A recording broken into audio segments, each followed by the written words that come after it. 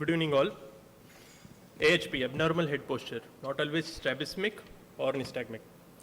So this 5-year-old boy presented to our cornea services first with complaints of right eye pain and redness since 3 days. Parents also informed that child is not moving his eyes at all since 3 days and keeping his eyes fixed in the right gaze.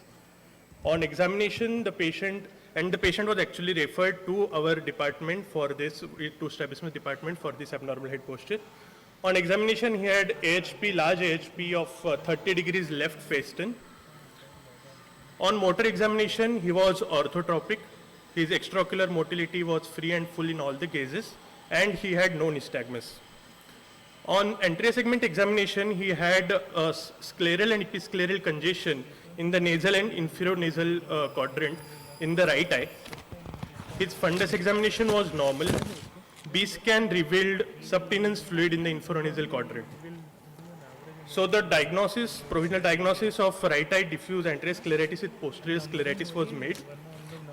The child had raised ESR and CRP and was tested negative for other immunological and hematological checkup. MRI orbit was done considering his age to rule out cysticercosis. So the patient was started on oral and topical antibiotic and steroids, and was asked to review back after 2 weeks, and pediatric consult was advised.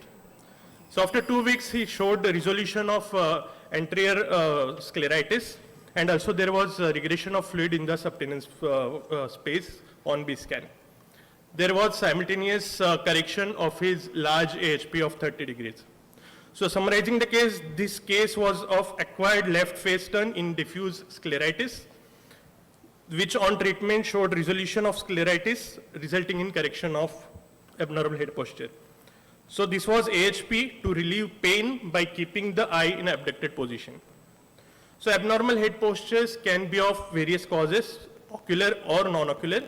Ocular can be strabismic, nystagmic and others, and non-ocular can be muscular, skeletal or unilateral hearing deficit.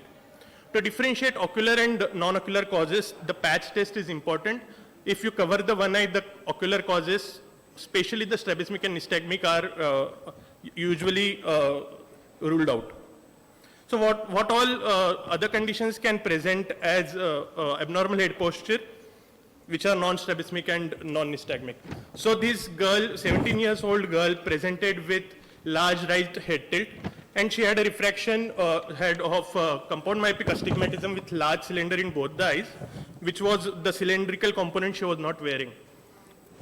She was orthotropic, and she had no nystagmus. So the right head tilt was due to high astigmatism, and to distinguish between this AHP due to astigmatism, the pinhole test is very important. Once the patient sees through the pinhole, they correct the AHP, which is caused by refractive error.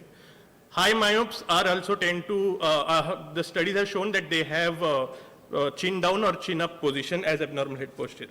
This was a man who had a left face turn in left homonymous hemianopia. And again, the cases of ptosis can present as a chin elevation. And we see many cases of this habitual AHP where we find no abnormality on motor or